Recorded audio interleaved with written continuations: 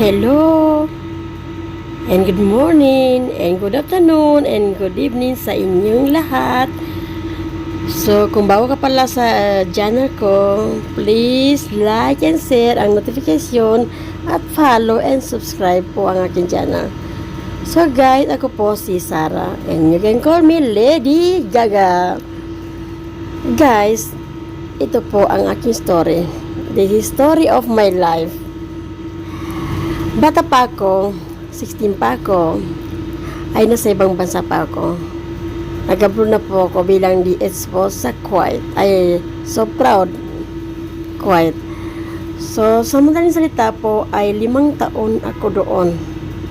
5 taon bago ako umuwi. So, ang masabi ko po ay masaya naman po at malungkot. Pero yung malungkot po ay confidential na lang po yun.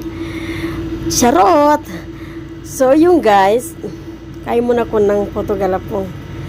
So, ayun na guys.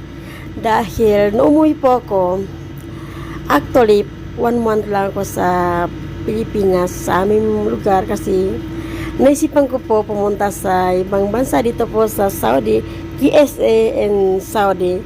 Dahil po, mayroon po akong susundan dito. Kaya lang, yun susundan ko na yun ay bigla naman po siya nag-fly away. Pero okay naman, hindi naman ako naggalit, nagdampo kasi ganun talaga. Pag hindi mo destiny, wala kang magagawa. So yun na guys, dahil uso pang TNT noon, so nag-try ako mag-DNT or runaway. So 5 months ako sa aking amo, ay lumayas na po ako.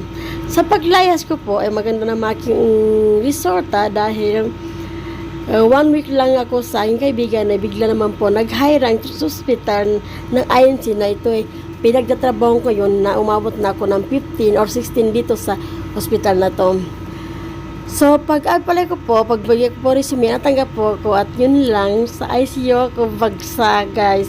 Alam nyo ba guys, nakakatuwa yung konti lang alam mo sa galing sa mga ganyan, pero sa ICU ka binigay. Pero, maganda naman kasi po sa pag-apply ko na yun, pagpasok ko po, nakala ko po, 1 week lang po ang kakayanin ko. Kasi po guys, alam nyo naman po, pag sinabing ICU, ay alam nyo naman na critical na area or mahirap po ang trabaho. Pero sa awa po ni Allah, sa tulong po niya sa akin, naging strong ako at naging smart po. Charot lang.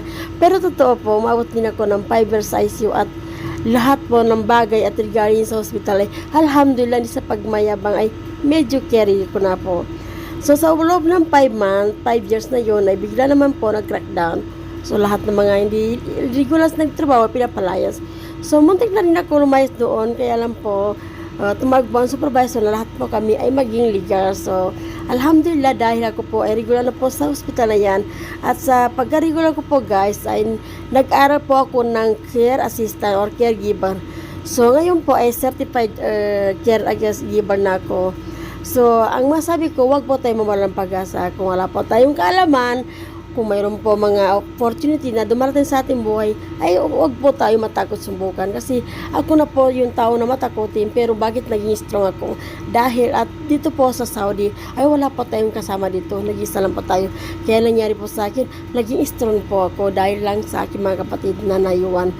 So, ma-advise ko lang sa inyo, sa hindi pa nakapagtapos mag-aral, tulad ko, wag po kayo mawalan ng pag-asa dahil ipagpatuloy po ninyo ang inyong pag-aaral. So, dahil naisip ko po, lahat po na aking mga kabas, karamihan po nakatapos lang mag-aaral. So, ang gusto ko naman po ay mayroon po ako may pagmalaki sa akin sarili o sa aking anak na pagdating ng panahon, ipagmalaki niya ako na ang aking nanay is strong woman dahil nag-aral po siya ng caregiver na hindi pa naman po siya kapagtapos. So, now I am certified caregiver po.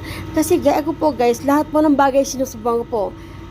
Yung totoo po, naging marunong niya ako mag-drive, sumakay na ako ng kabayo, at sumama rin ako sa pageant kasi po lahat po ng gusto, lahat po na narinig sinasalyan ko po gusto ko, lahat po ay alam ko rin po. Kaya, ayan na po, nag-graduate na po ako ng caregiver. So, ngayon ay may balak naman ako, gusto po mag-aral po sa salon po para po marami po akong skill pagdating ng panahon pagkakayong mamaya. Charot lang!